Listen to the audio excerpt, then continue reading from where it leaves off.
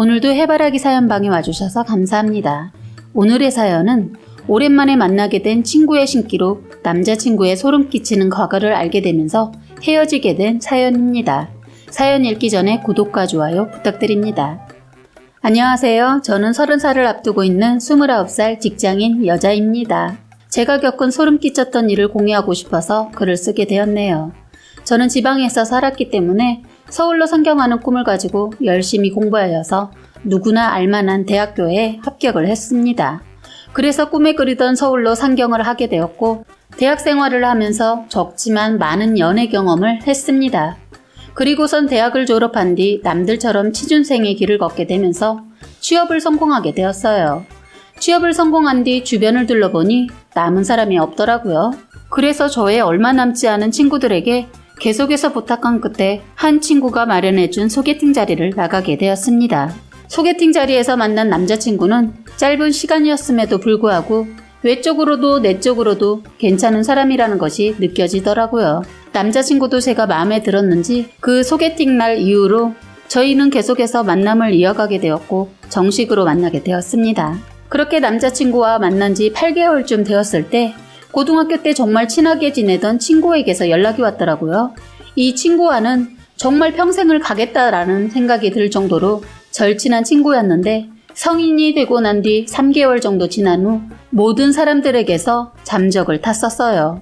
제일 친했던 저에게도 어딜 간다는 말 한마디 없이 사라졌던 친구가 항상 믿기도 했지만 정말 그리워서 그런지 오랜만에 온 연락이 너무나 반갑고 기쁘더라고요. 그렇게 기쁜 마음으로 전화를 받았는데 예상한 반응이 아니었어요. 현주야, 진짜 오랜만이다. 잘 지냈어? 대체 연락도 없이 뭐하고 살았어? 민지야, 미안해. 만나면 해줄 얘기가 많아. 혹시 다음 주 토요일에 시간 괜찮아? 별다른 약속이 없긴 한데 왜? 그럼 그날 보자. 끊어. 이렇게 자기 할 말만 하고 끊는 친구의 모습에 당황스러웠지만 지금까지 뭐라고 지냈는지 보고 싶지는 않았는지 물어보고 싶은 것들이 정말 많았기 때문에 토요일만 기다렸어요. 그렇게 다음 주 토요일이 되고 나서 친구가 문자로 보내주었던 약속 장소로 나갔습니다. 오랜만에 보는 친구였지만 바로 알아볼 수 있었어요. 살이 살짝 빠지긴 했지만 예전 모습 그대로이더라고요. 그런데 저를 보자마자 친구가 다행이라고 하는 겁니다. 응? 갑자기 왜 다행이야? 사실 내가 20살이 되고 난 뒤에 신병을 앓았거든. 그런데 너네한테 알리고 싶지 않았고 나도 나를 인정하기까지 오래 걸렸어. 아, 나는 그런 줄도 몰랐네. 그럼 요새는 어떻게 지내? 얼마 전에 신내림을 받았는데 계속 너가 꿈에 나타나더라고. 그런데 좋은 꿈은 아니라서 너무 걱정되길래 수소문해서 연락했지. 아, 진짜? 나 요새 되게 행복하게 지내고 있는데 별일 없어. 너무 걱정하지 마. 혹시 너 만나는 사람 있니? 그건 왜? 그래? 그러면 다음에 남자친구분이랑 다 같이 한번 보자. 이렇게 얘기가 잘 끝나고 여태까지 있었던 일을 이야기하면서 정말 즐겁게 하루를 마무리했었어요. 그런데 현주를 만나고 일주일 뒤쯤부터 계속 이상한 일이 벌어지는 겁니다. 그때쯤부터 남자친구와 결혼 이야기를 주고받기 시작했을 때쯤이었어요. 저는 회사와 가까운 곳에서 자취를 하기 때문에 그날도 출근을 하기 위해서 걸어가는데 강아지들이 저만 보면 엄청나게 짖어대더라고요. 그때까지는 별 생각 없이 오늘 강아지들이 되게 많이 짖는구나 라고 생각하고 회사에 도착을 하고 업무를 봤습니다. 업무를 보는 와중에 졸음이 너무 많이 오길래 커피를 타러 갔는데 아니 평소에도 자주 타먹던 정수기 뜨거운 물에 손을 크게 데워버린 거예요. 정수기 물에 이렇게 크게 데일 수가 있나라고 생각할 정도로 크게 다쳐서 어쩔 수 없이 반차를 쓰고 응급실에 가게 되었습니다. 그렇게 그날 하루는 그냥 운이 좋지 않구나 라고 넘어갔었는데 그 이후부터 계속 안 좋은 일만 반복해서 일어나더라고요. 대부분 안 좋은 일들이 사소한 것이라서 요즘 조금 운이 안 좋네 라고 생각했었지만 그 생각을 바꾸게 해준 날이 하루 있었습니다. 그날도 어김없이 걸어서 출근을 하고 있었는데 갑자기 제가 걷고 있는 대로변으로 택시 한 대가 담을 넘고 저를 쳐버린 것입니다. 크게 다치게 되었던 저는 결국 입원을 하게 되었고 핸드폰을 켜보니 현주에게서 부재중 전화가 떠 있더라고요. 그제서야 저는 현주가 계속해서 제가 꿈에 나온다는 말이 기억이 났고 바로 현주에게 전화를 걸었습니다. 민지야, 너 어느 병원이야? 제가 다쳤다고 하지도 않았는데 바로 병원을 물어보는 현주의 말에 놀라서 무의식적으로 제 병원을 이야기해줬더니 30분 만에 병원에 도착하였더라고요. 현주의 상태를 보니 엄청 급하게 나왔는지 모자와 마스크를 쓰고 슬리퍼만 신고 달려온 모습이었어요. 저는 정말 깜짝 놀랐습니다. 왜 그래? 왜 이렇게 급하게 왔어? 내가 다친 건 어떻게 알고? 너가 미심 같은 거 이런 거 잘 안 믿는 거 정말 잘 알고 있는데 이번 한 번만 들어주라. 고등학교 때부터 친했던 현주는 제가 미신을 잘 안 믿는다는 것을 알고 있었기 때문에 제발 한 번만 믿어달라며 사정사정을 하더라고요. 그래서 알았다고 우선 이야기해보라고 했습니다. 그 뒤로 들려오는 말은 다소 충격적인 내용이었어요. 현주의 꿈속에 처음 나왔던 저의 모습은 정상적인 모습이었다고 합니다. 그래서 현주는 민지가 잘 지내고 있어서 다행이다라고 생각을 했다고 해요. 그런데 하루하루가 지나갈수록 꿈속에서 나오는 제 모습이 점점 수척해지면서 미친 여자 마냥 막 웃는 모습이었다고 합니다.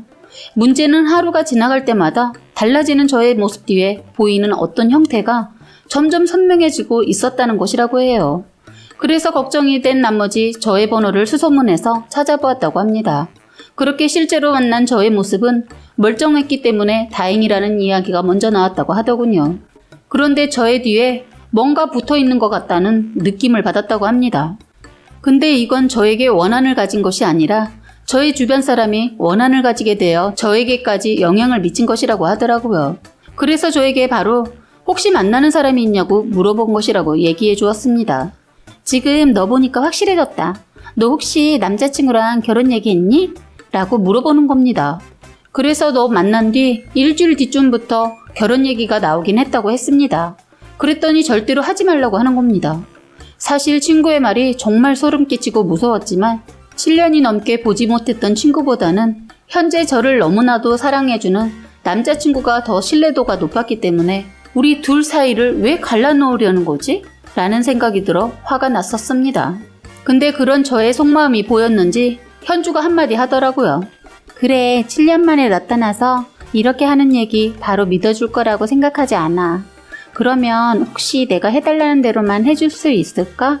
진짜 그렇게만 해주면 더 이상 참견하지 않을게. 라고 하길래 솔직히 저도 이야기를 들은 이상 찝찝했기 때문에 들어보고 결정한다고 했습니다. 그런데 생각보다 원하는 게 간단하더라고요. 그냥 남자친구한테 너 몇 년 전에 있었던 그 일 내가 다 알고 있으니까 사실대로 얘기해. 얘기 안 하면 내가 너 끝까지 쫓아다니면서 괴롭힐 거야. 라고 한마디만 해달라고 하더라고요. 그래서 그냥 알겠다고 하면서 한마디 하고 나면 더 이상 제 연인 사이에 참견하지 말아달라고 했습니다. 그렇게 병실에서 현주가 있는 바로 앞에서 남자친구에게 전화를 걸어 똑같이 한마디 뱉었습니다. 그런데 예상할 수 없는 충격적인 반응이 나오더라고요. 그걸 어떻게 알았어? 모를 텐데? 알 수가 없을 텐데?